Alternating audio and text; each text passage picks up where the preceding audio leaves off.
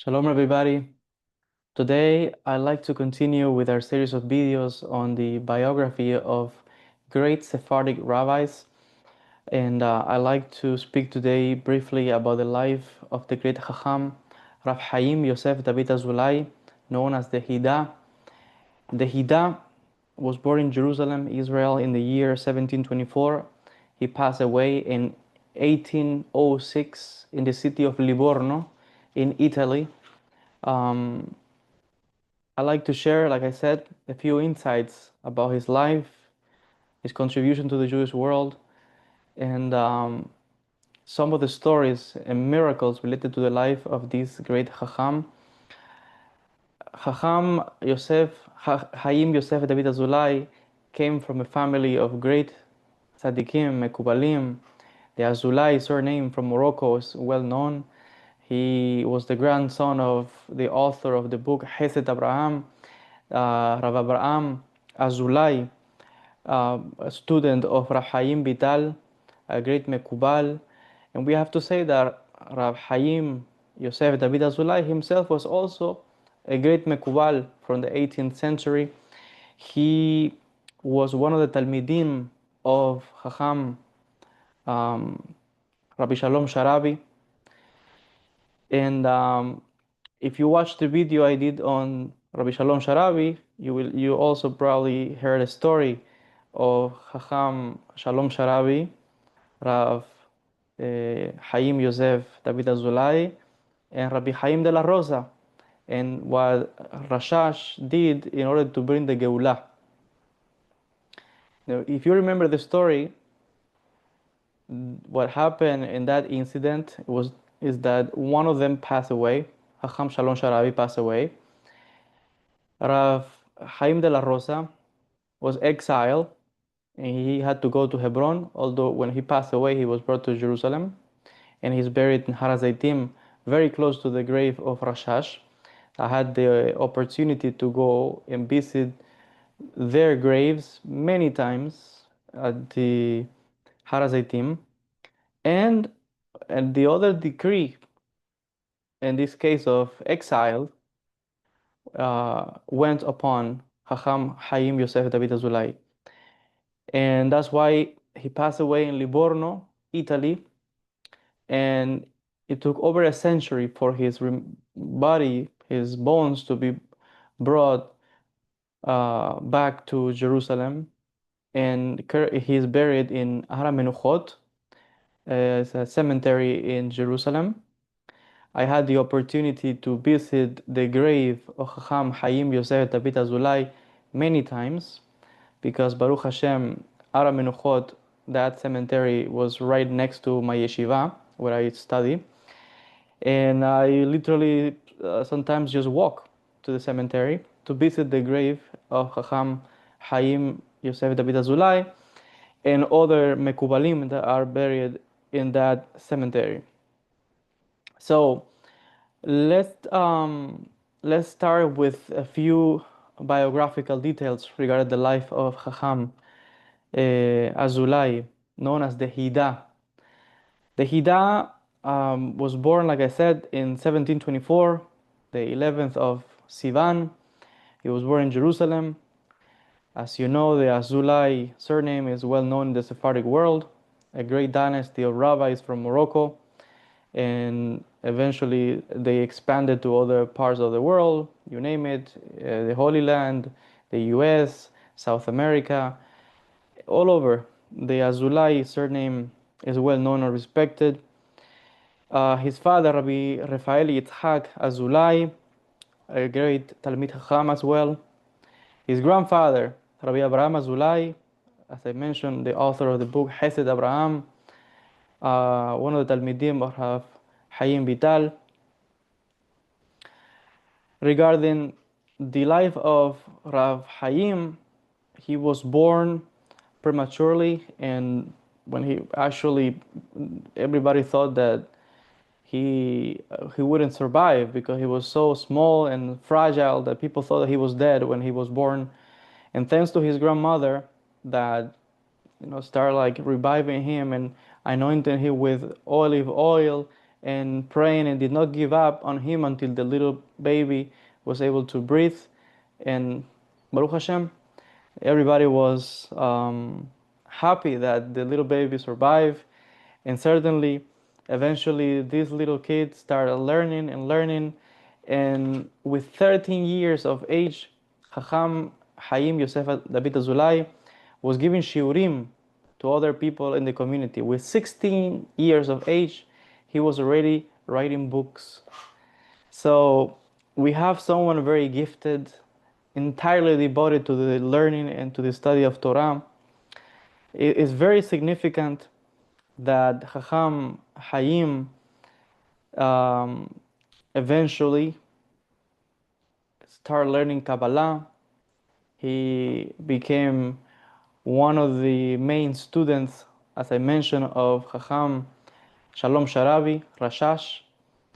And but not only he was a Mekubal, as well, of course, he was an expert in Halacha, Gemara, Midrash, Halacha. Chacham Haim is is also famous because he wrote a book called Shema Gedolim, the name of the great, meaning it's a compilation of the works and name of great rabbis. Shema Gedolim is like an encyclopedia on works of Torah and its authors. And it's very significant that Rav Haim wrote that book, Shema Gedolim, in just 40 days. And this is a text that is very significant because it contains 1,300 Chachamim and 2,200 books, meaning he was able to pull from his mind the titles of 2,200 books and the names of 1,300 Chachamim, sages, all from his memory. And in 40 days, he was able to write and compile that book, Shema Gedolim. As I mentioned, with 16 years of age, he wrote a book on 150 different topics on Torah, Halacha, Midrash, insights on the Parasha. Eventually, by the year 1753, Chacham Haim was chosen to be an emissary of the communities in Eretz Israel to go and visit other communities, Jewish communities in Europe, to collect funds, tzedakah, for the poor families and the poor communities in the Holy Land.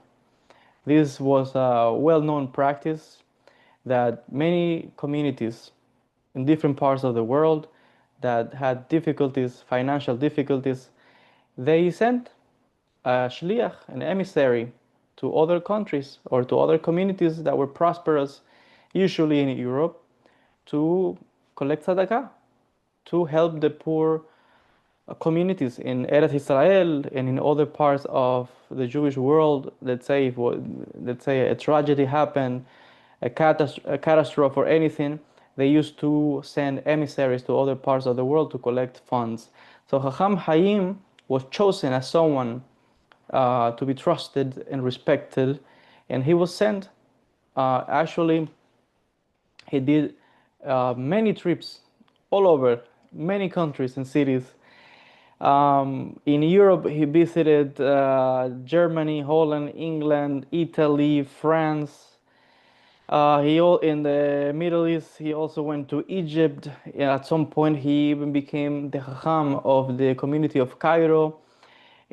He went to Belgium, Turkey, North Africa, Holland, Italy, as I mentioned. And in each of these countries, he visited hundreds of cities, literally hundreds of cities in each of all of these different trips. A lot of the stories of his travels are compiled in his diary of travels, in which he tells many anecdotes of things that happened to him in different European cities. He speaks how, for example, during his first visit to Paris, it was the winter of 1777, 1778, And he said that a member of the Jewish community called Señor Abraham Vidal, by the name you can tell that he was Sephardic. Señor Abraham Vidal is a very Sephardic name. Um, this person came to him. It seems that he was connected to the royal family. So this person came, approached Chacham Haim Yosef David Azulay and asked, please, could you daven, could you pray for the queen so she can get pregnant and Besat Hashem to bear a heir for the throne of France? So Chacham Haim prayed for the queen of France, and he wrote in his diary that later on, after a few months, he got news that the queen was pregnant, and Baruch Hashem. So people came to him and also congratulated him and said, look, see how your tefillah bear fruits. And Chacham Haim replied to the person, it's not because of my merits, but because of the merit of my forefathers of blessed memory. And as I mentioned before, Chacham Haim came from a family of Mekubalim, a family of respected Torah scholars. It's also significant that during his travels through different cities in Europe, Chacham Haim used to visit the libraries, local libraries, either public or private collections, private libraries.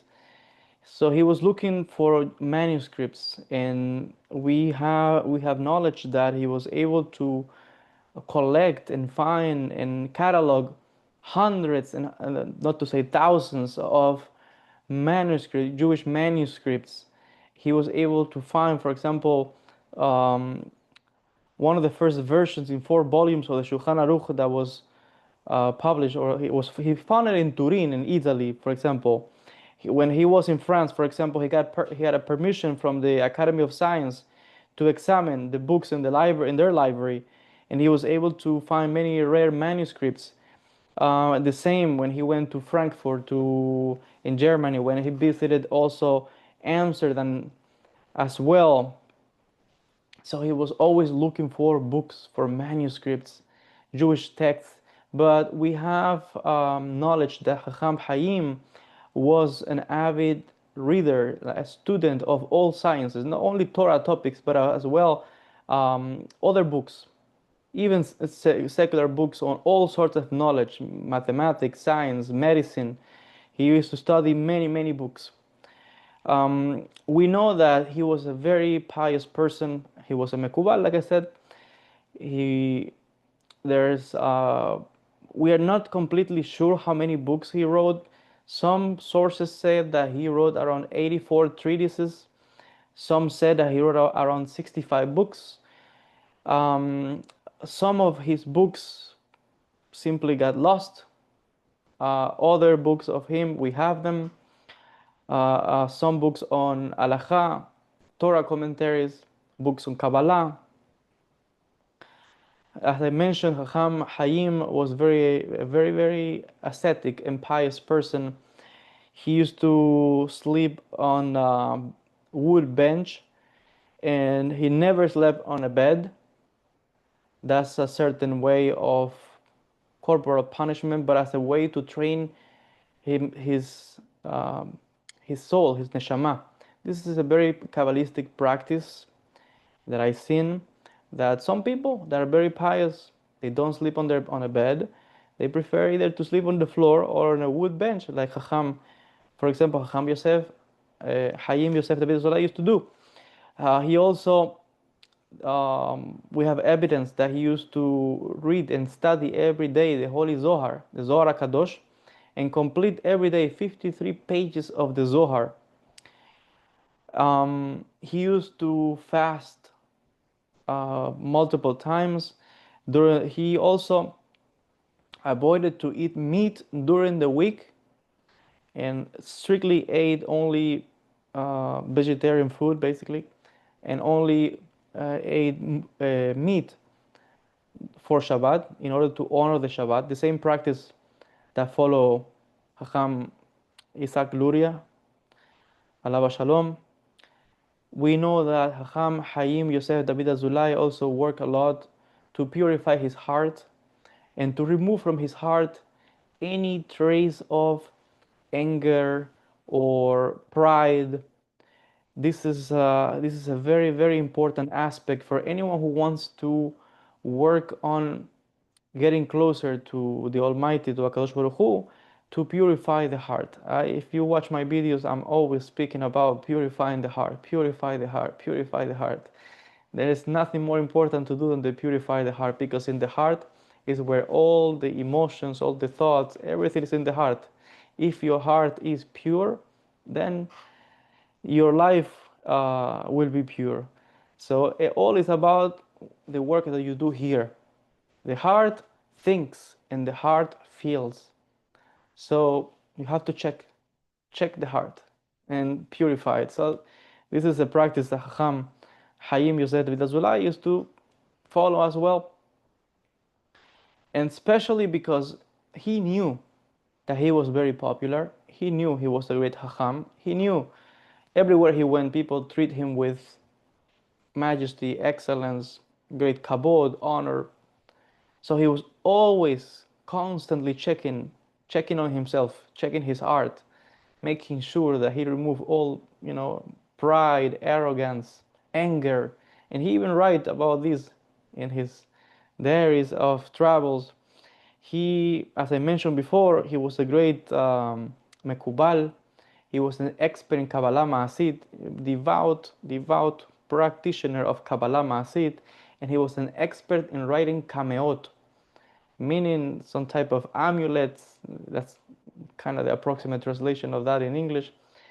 And for example, there is a story. In one of his travels, they brought to him a Jewish woman. This woman had ideas to leave Judaism and she wanted to become Christian. So Chacham Haim wrote for her a kamea. He took a parchment and wrote in Hebrew certain things, names of angels, certain things that you do. He kind of folded the little parchment and said to the woman, "You have to swallow that piece of parchment, and Besat Hashem you will find." The woman, she was kind of afraid, but she obeyed and she did as he said. She swallowed that piece of uh, parchment and what he wrote on it, and the ideas of becoming Christian were erased from her mind, and she remained Jewish. So this is one of the effects of the power of a kamea, and also the effectiveness and the knowledge of a great sage like Chacham Haim Yosef David Azulay Hida. The Hida passed away in the year 1806 when he was in the city of Livorno, as I mentioned, Italy. Why Livorno? Livorno is very significant. If you are a lover of history, then you will know that Livorno was a very important city in those days. There was a printing press and many books were published, a lot of books on Torah and all kind of knowledge, different multiple authors and sent their books to be printed in Livorno. Great libraries, printing press, like I said, scholars, poets, people, Jews, non-Jews. It was a very important city. So he liked to stay there. The Jewish community in Livorno was also very popular. The Jewish community in Livorno also helped other people in the Holy Land to publish books. This just remind me, I myself have a copy of a letter from one of my ancestors in the year, I think it was in the 18th century. There's a letter that from one of my ancestors that is dated from the city of Livorno, and so it says to show that there was a significant Jewish community in Livorno in Italy. Many emissaries from the Holy Land went to Livorno to collect tzedakah, like I said, and to help the communities in the Holy Land, etc. The Hida, as I said, he passed away in Livorno, Italy. It took over a century after that. At some point, the Italian government wanted to build some type of park or something on the Jewish cemetery where the Chida was buried. So they had to move the bones of the people and place them in another location. As you know, that's a big problem for us because when a person is buried, we don't touch the grave. But the Italian government wanted to move all the graves to build a park, something in that area. So the news reached Israel, and everything, all the preparations took place to bring the bones of Haim Yosef David Azulay to Israel. And the Rishon LeZion, the chief rabbi of Israel, the great Sephardic rabbi at the time, Hacham Yitzhak Nisim, entrusted a group of rabbis. A delegation was sent to Italy to bring with them the remains of Hacham Haim Yosef David Azulay, and bury him in Israel, in the Holy Land, in Jerusalem. And probably you heard the story, the incident that among the ones in charge, or the main one heading that delegation was Hacham Mordechai Eliyahu, who was later on also Rishon LeZion, and actually is buried next to the Hida. If you have been to Har HaMenuchot in Jerusalem, you will see that the grave of the Hida and the grave of Hacham Mordechai Eliyahu, they are next to each other.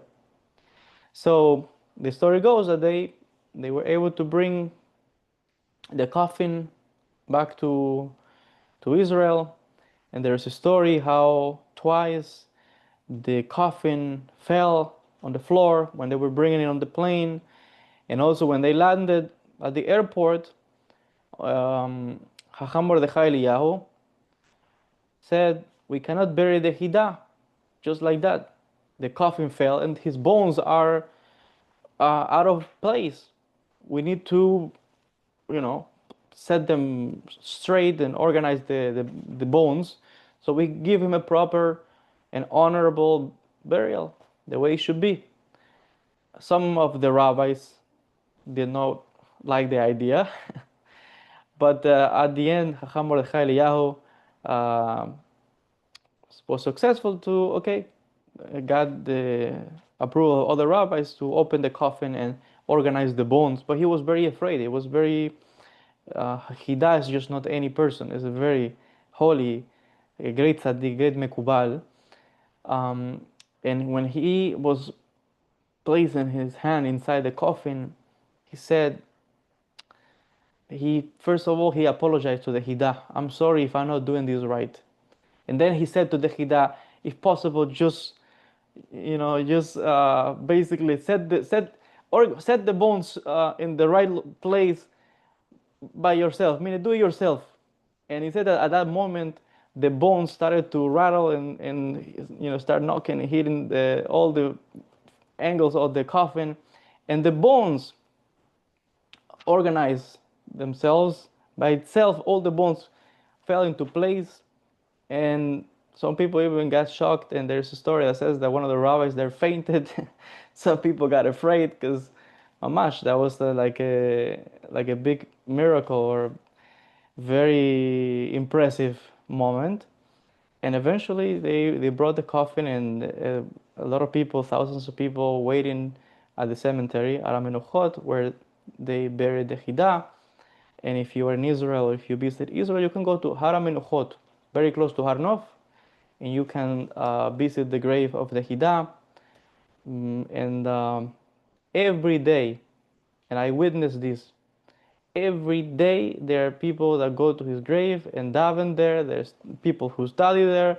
There's even like a little tiny, like a study hall, even underground. I remember going there, and there was a guy who was learning like underground. There's books for learning, and a lot of people, every single day, people go to his grave to daven to HaKadosh Baruch Hu, and to ask also for the blessing of the tzaddik.